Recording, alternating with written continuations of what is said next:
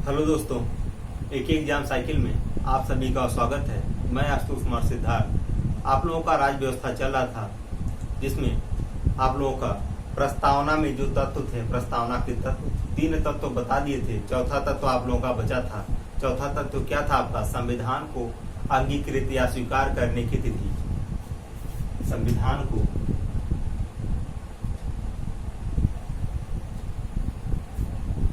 अंगीकृत या स्वीकार करने की तिथि।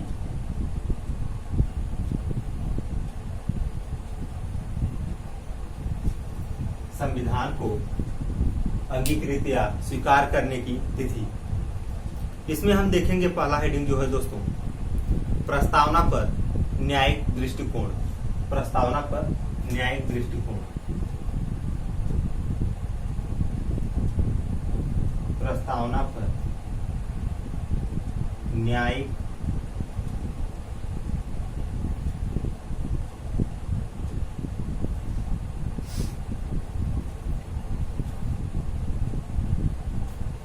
प्रस्तावना पर न्यायिक दृष्टिकोण।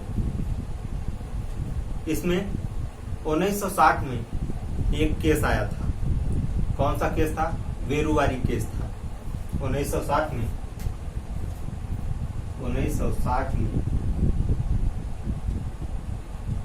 वेरुवारी वाद।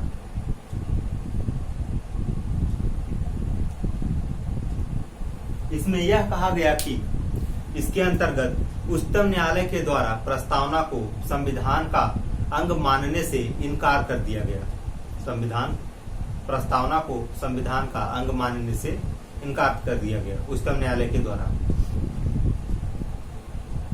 तथा न्यायालय के अनुसार यदि प्रस्तावना संविधान निर्माताओं के विचार को जानने की कुंजी है, संविधान निर्माताओं के विचार को जानने की कुंजी है, परंतु प्रस्तावना संविधान का अंग नहीं है। इसमें यह कहा जा रहा है प्रस्तावना संविधान निर्माताओं के विचार को जानने की कुंजी है, लेकिन यह इसका अंग नहीं है। परंतु एक केस और आया था, केशवानंद भारतीवाद। कब आए थे? 1973 में आया था। इस केस में कहा गया कि उच्चतम न्यायालय ने अपने पूर्व फैसले को यानी निर्णय को बदल दिया। इसमें यह कहा गया कि प्रस्तावना संविधान का अंग है तथा प्रस्तावना संविधान का प्रस्तावना संविधान में वही स्थान है जो अन्य उपबंधों का स्थान है। वर्तमान में प्रस्तावना संविधान का अंग माना गया है। पहले इतना हम देख लेते हैं 1960 का वेरुवारी वाद। इसके अंतर्गत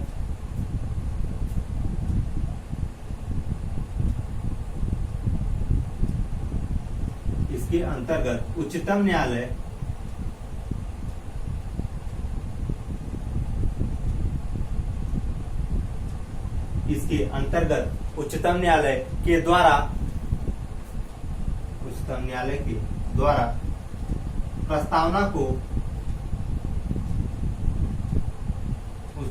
के द्वारा प्रस्तावना को संविधान का अंग नहीं माना गया। प्रस्तावना को संविधान का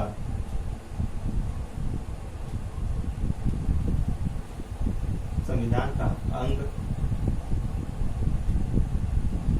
नहीं स्वीकार किया गया।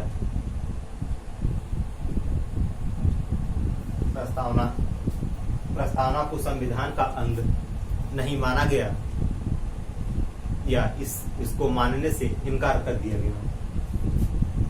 प्रस्तावना को संविधान का अंग मानने से इनकार कर दिया गया। प्रस्तावना को संविधान का अंग मानने से इनकार कर दिया गया।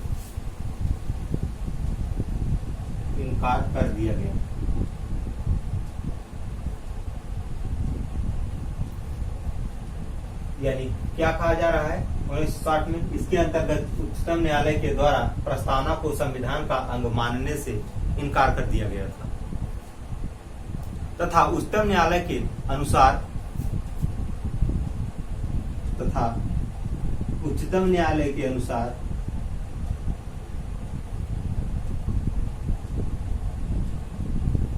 उच्चतम न्यायालय के अनुसार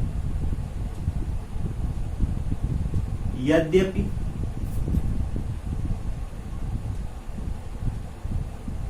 उच्चतम न्यायालय के अनुसार यद्यपि प्रस्तावना संविधान निर्माताओं के यद्यपि प्रस्तावना संविधान निर्माताओं के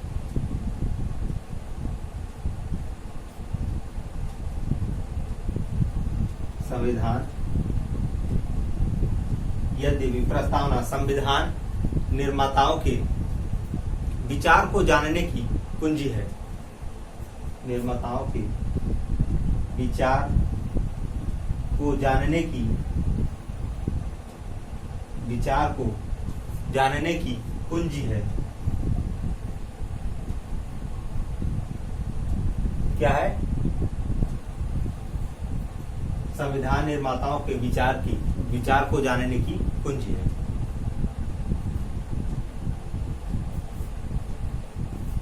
कितना नोट करिए।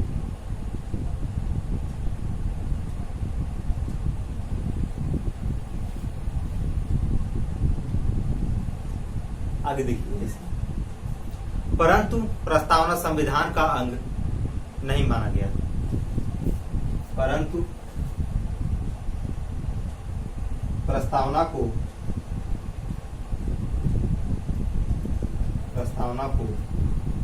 संविधान का अंग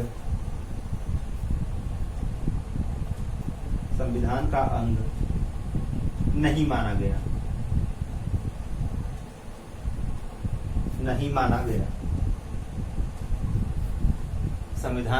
प्रस्तावना संविधान का अंग नहीं माना गया।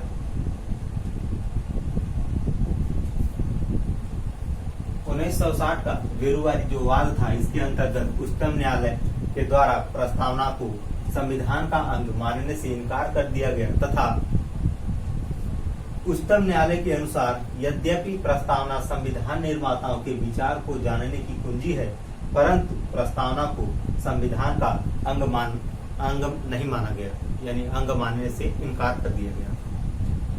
अब इसके बाद एक और हमारा केस आता है जो बहुत प्रचलित है, केशवानंद भारतीवाद। कब आया थे? 1973 में आया था। इतना नोट कर लीजिए। आगे बढ़ो।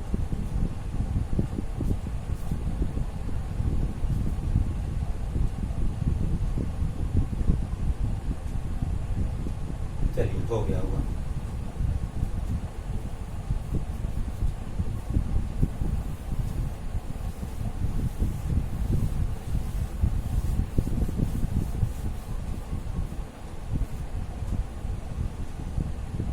उन्नीस 1973 में आया था केशवानंद भारतीवाद।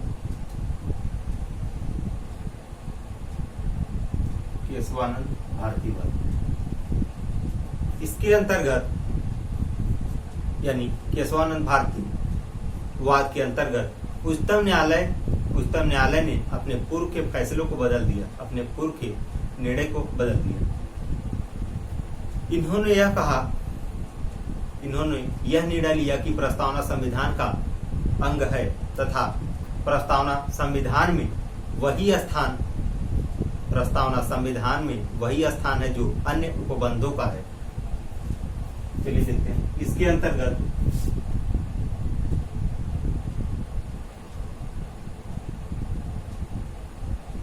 उच्चतम न्यायालय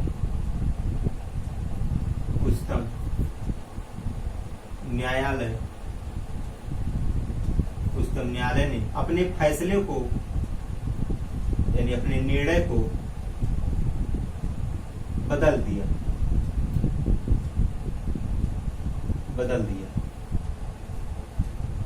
इसमें यह कहा गया कि प्रस्तावना संविधान का अंग है।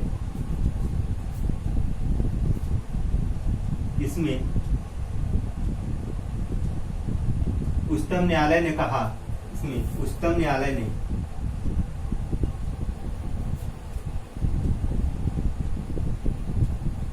उच्चतम न्यायालय के अनुसार प्रस्तावना को संविधान का अंग माना गया। प्रस्तावना को संविधान का अंग माना गया। प्रस्तावना को संविधान का अंग माना गया। और इसमें यह भी कहा गया कि प्रस्तावना जो है संविधान में वही स्थान रखता है, संविधान में वही स्थान रखता है प्रस्तावना जो अन्य उपबंधों का है, अंग माना गया है। तथा प्रस्तावना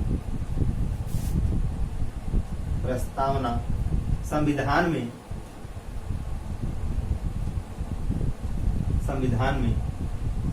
प्रस्तावना संविधान में वही स्थान रखता है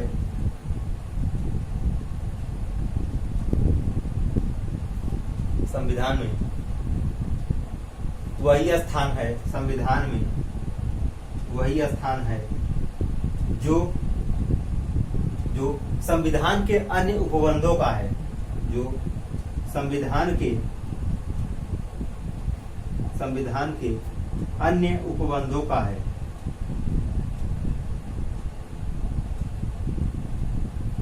उपबंधों का है।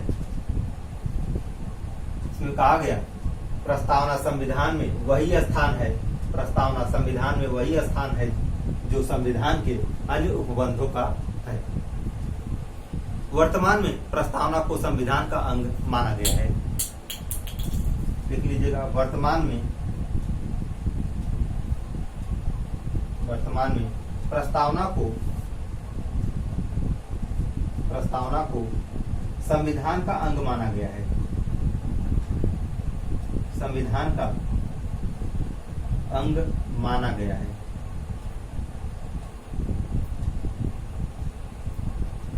वर्तमान में प्रस्तावना को संविधान का अंग माना गया है।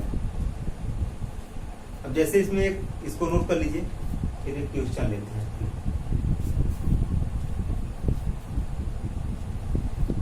नोट कर लीजिए।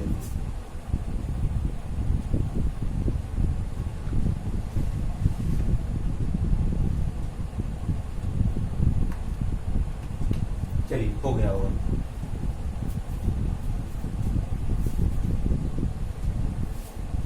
यानी ये जो 1973 का केशवानंद भारतीवाद आया था, इसमें प्रस्तावना को संविधान का अंग माना गया।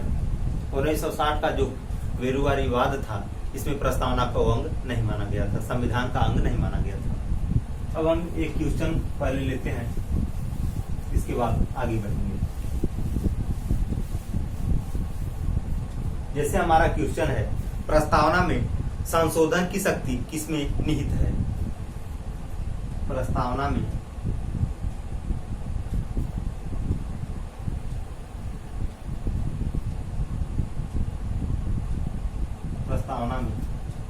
संशोधन की शक्ति किसमें निहित है? संशोधन की शक्ति किसमें निहित है?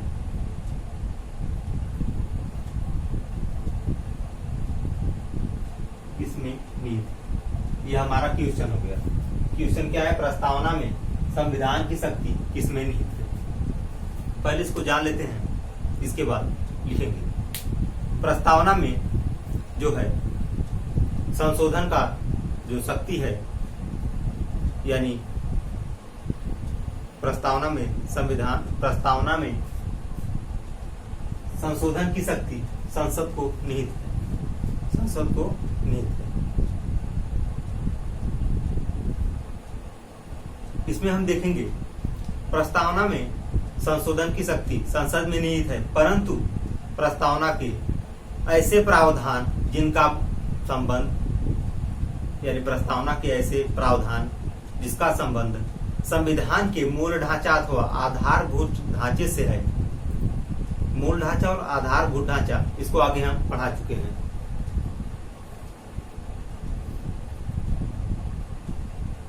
मूल ढांचा और आधारभूत ढांचे को हम पढ़ा चुके हैं।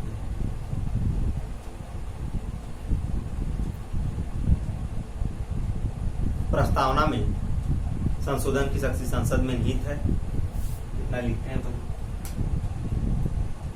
संसद में निहित है। संसद में निहित है। संशोधन जो है संसद में निहित है। परंतु प्रस्तावना के ऐसे प्रावधान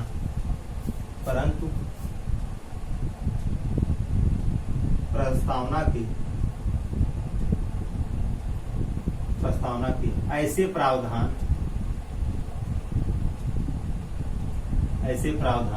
जिसका संबंध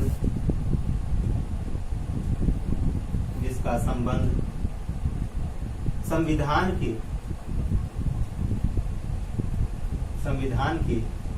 मूल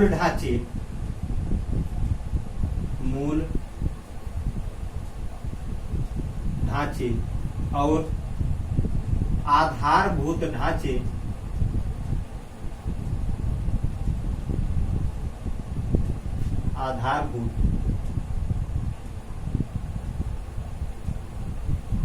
मूलभूत ढांचे और आधारभूत ढांचे से है।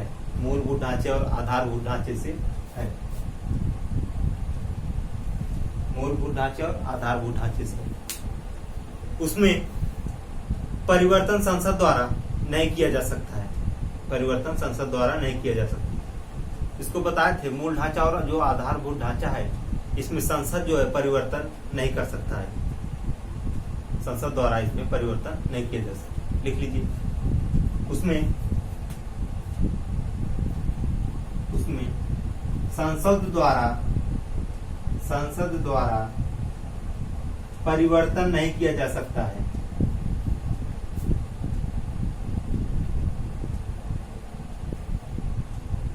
नहीं किया जा सकता है यानी मूल ढांचे और आधारभूत ढांचे, मूल ढांचे और आधारभूत ढांचा जो है उसमें संसद द्वारा संशोधन नहीं किया जाएगा।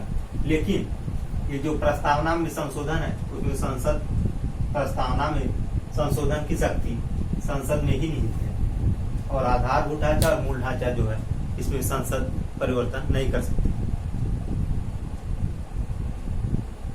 इतना नोट करिए।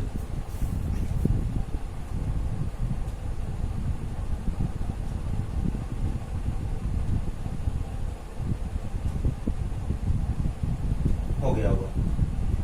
अब आगे देखेंगे हम मूल अधिकार। मूल अधिकार क्या है हमारा?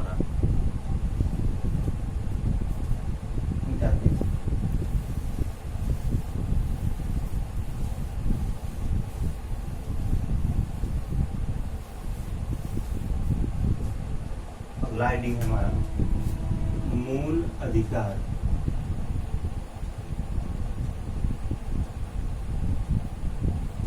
क्या है मूल अधिकार? इसके बारे में पहले थोड़ा सा ओवरव्यू ले लेते हैं, इसके बाद फिर पढ़ेंगे। ऐसे अधिकार जो नागरिकों को उसके समग्र विकास के लिए संविधान के द्वारा प्रदान किए गए हो तथा जिनका संरक्षण भी संविधान के अंतर्गत किया गया हो उसे मूल अधिकार की संज्ञा दी जाती है। उसे मूल अधिकार की संज्ञा दी जाती है। मूल अधिकारों को देश की मूलभूत विधि संविधान में स्थान प्राप्त होता है। मूलभूत विधि संविधान में स्थान प्राप्त होता है। ये न्यायालय के वाद योग होते हैं। ये जो आपका मूल अधिकार है न्यायालय के वाद योग होता है तथा नागरिकों को व्यक्ति तथा राज्य दोनों के विरुद्ध उपलब्ध कराता है। वाद योग होते हैं तथा नागरिकों को व्यक्ति तथा राज्य दोनों के विरुद्ध उपलब्ध कराते हैं। भारतीय संविधान के भाग 3 में अनुच्छेद 12 से लेकर 36 तक मूल अधिकार का उपबंध किया गया है। सबसे पहले यह जान लेते हैं कि मूल अधिकार की जो अवधारणा है कहाँ से लिया गया है। मूल अधिकार का जो ये प्रावधान है यह संयुक्त राज्य अमेरिका से लिया गया है। मूल अधिकार को ही मैग्ना कार्टा तथा संविधान की आधारशिला की संज्ञा दी जाती है। मूल अधिकार को मैग्ना कार्टा अथवा आधारशिला संज्ञा दी जाती है। जवाहरलाल नेहरू प्रथम भारतीय हैं जिन्होंने स्पष्ट रूप में मूल अधिकार की मांग की तथा इसके द्वारा मूल अधिकारों को संविधान की अंतरात्मा की संज्ञा दिया गया। संविधान की अंतरात्मा का संज्ञा दिया गया। पहले इसमें ये लिख लेते हैं, मूल अधिकार का ये जो प्रावधान है कहां से आया। मूल अधिकार का प्रावधान संयुक्त राज्य अमेरिका से आया। मूल अधिकार का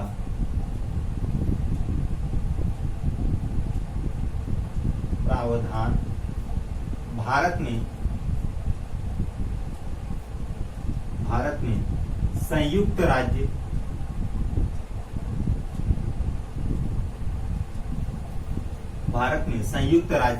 अमेरिका से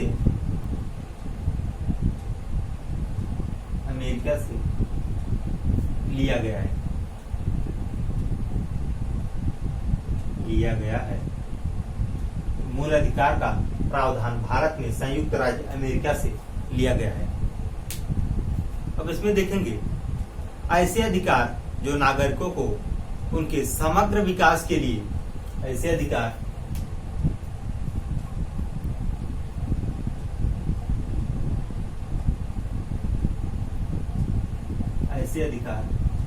जो नागरिकों के समग्र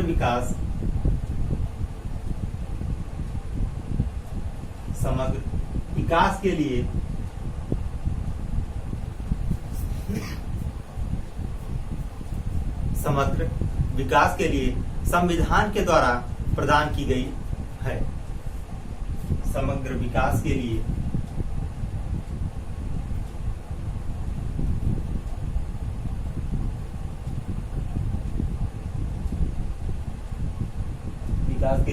संविधान के द्वारा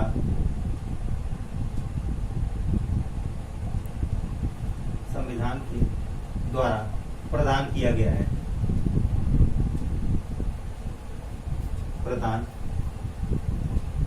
गया है। ऐसे अधिकार जो नागरिकों के समग्र विकास के लिए संविधान के द्वारा प्रदान किया गया है तथा जिनका संरक्षण भी संविधान के अंतर्गत किया जाता है। जिनका संरक्षण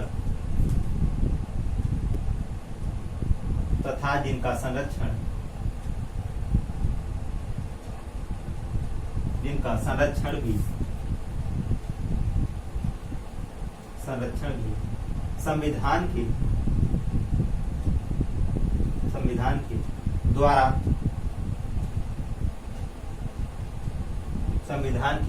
द्वारा किया गया हो।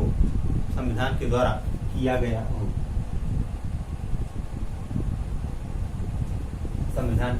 किया गया हो।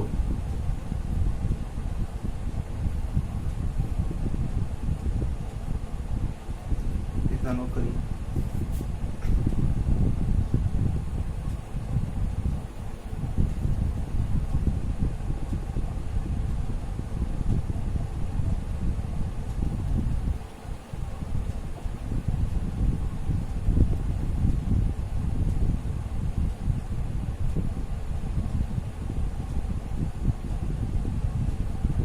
किया गया हो। अब इसमें देखेंगे हम, इसे मूल अधिकारों की संज्ञा दी गई है। इसे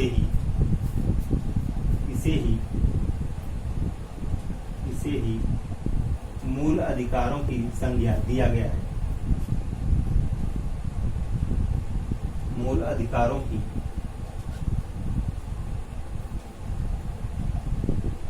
संज्ञा दिया गया है।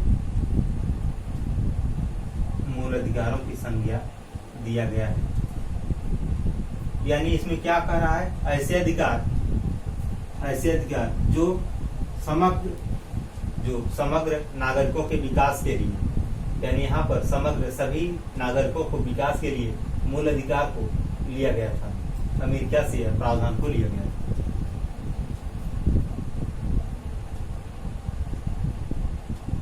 इसका संरक्षण भी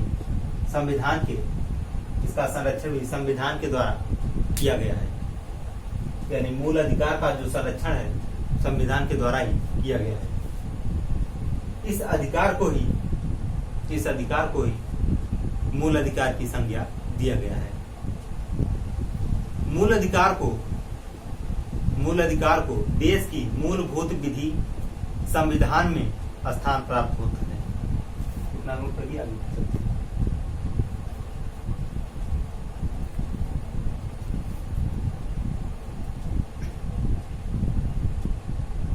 चलिए, हो गया होगा।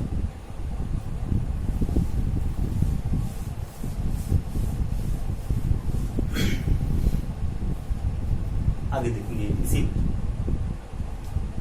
मूल अधिकारों को देश की मूलभूत विधि, मूल अधिकारों को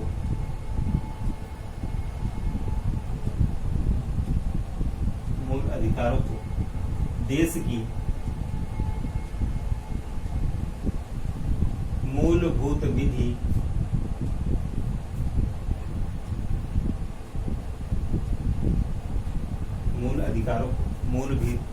मूलभूत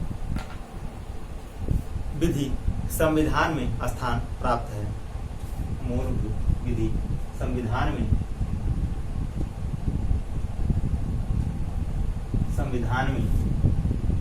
स्थान प्राप्त है। संविधान में स्थान प्राप्त है। यह न्यायालय के वाद योग्य होते हैं। यह न्यायालय के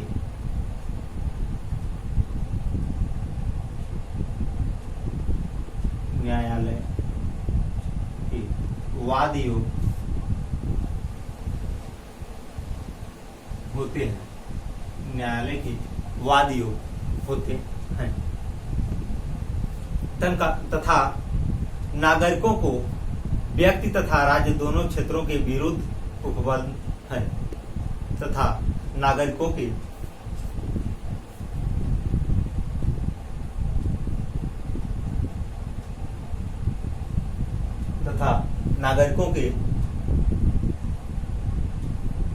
व्यक्ति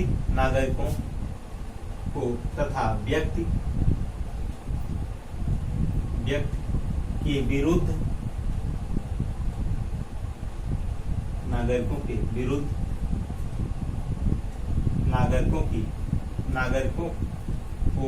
नागरिकों को तथा व्यक्ति के विरुद्ध उपबंध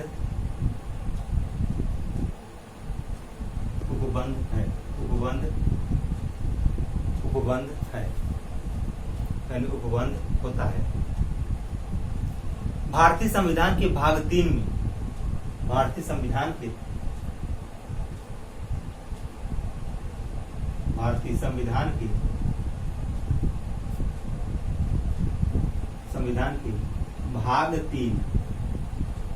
भाग 3 तथा अनुच्छेद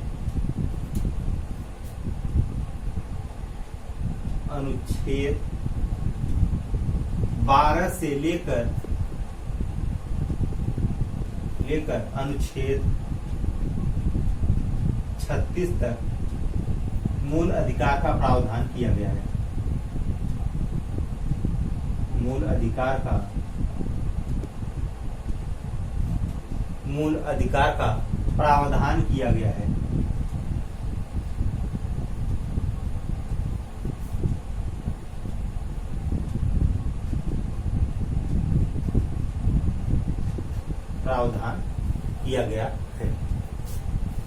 मूल अधिकार को ही मैग्ना कार्टा तथा संविधान की आधारशिला की संज्ञा दिया गया है।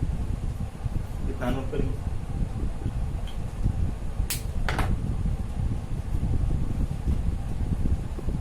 मूल अधिकारों, देश की मूलभूत विधि संविधान में स्थान प्राप्त है। मूलभूत विधि संविधान में स्थान प्राप्त है। यह न्यायालय के वाद योग होते हैं तथा नागरिकों को तथा व्यक्ति के विरुद्ध उपबंध है। भारतीय संविधान के भाग 3 तथा अनुच्छेद 12 से लेकर 36 तक मूल अधिकार का प्रावधान किया गया है। इतना हो गया? चलिए, हो गया होगा, आगे देखते हैं।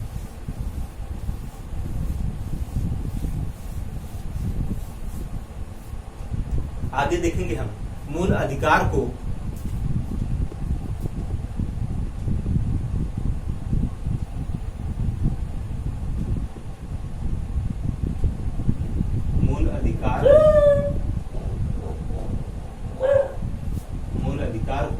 मैग्ना कार्टा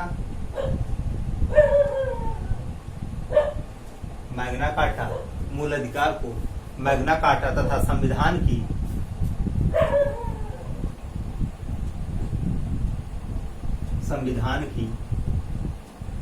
आधारशिला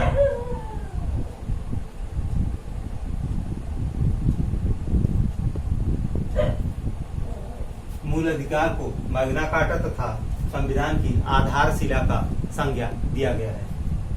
आधारशिला की संज्ञा दिया गया है।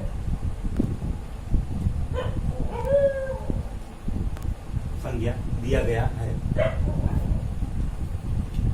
अब इसमें देखेंगे जवाहरलाल नेहरू प्रथम भारतीय हैं।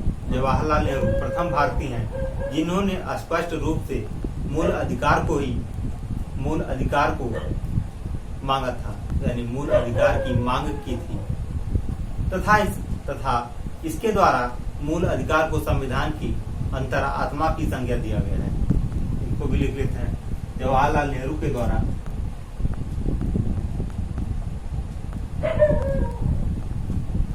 जवाहरलाल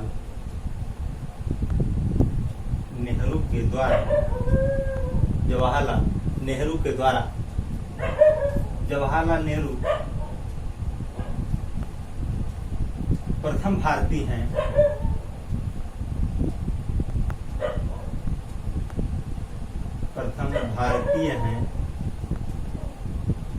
जवाहरलाल नेहरू प्रथम भारतीय हैं जिन्होंने स्पष्ट रूप से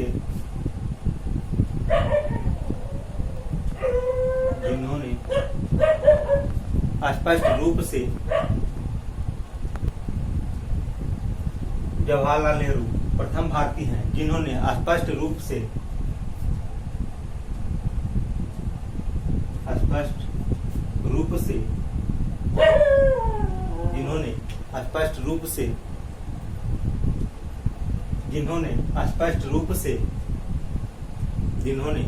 रूप से मूल अधिकार की मांग की थी।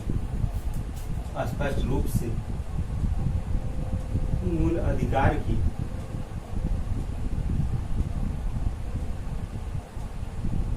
मांग की थी।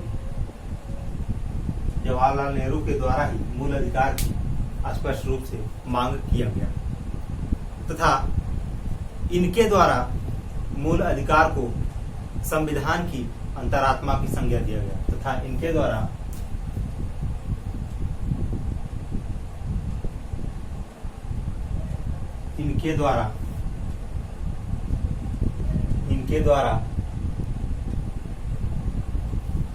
मूल अधिकार को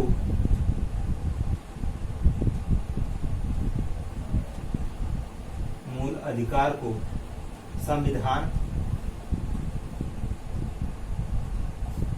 इनके द्वारा मूल अधिकार को संविधान की अंतरात्मा का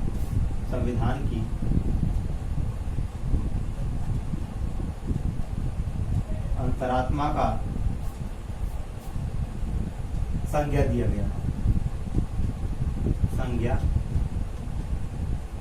गया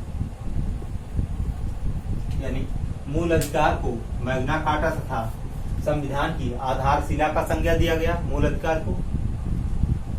और जवाहरलाल नेहरू के द्वारा यानी जवाहरलाल नेहरू प्रथम भारतीय हैं जिन्होंने स्पष्ट रूप से मूल अधिकार की मांग की थी।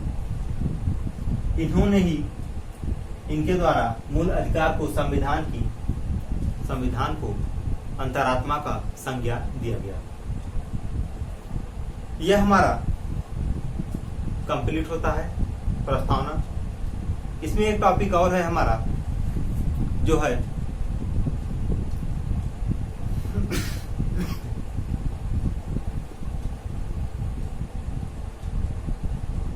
मूल अधिकार के समय में जो नागरिकों को कुछ अनुच्छेद प्राप्त की हुआ था, इसको हम कल देखेंगे। आज के लिए इतना ही। इसी वीडियो को हम यहाँ रोकते हैं। यह वीडियो आप लोगों के लिए हेल्पफुल लगे तो ज़्यादा से ज़्यादा शेयर करिएगा, लाइक करिएगा और कमेंट करिएगा। सब्सक्राइब तो कर ही लीजिएगा, तभी तो पता चलेगा। बेल आइकन भी चालू कर लीजिएगा। जय हिंद दोस्तों।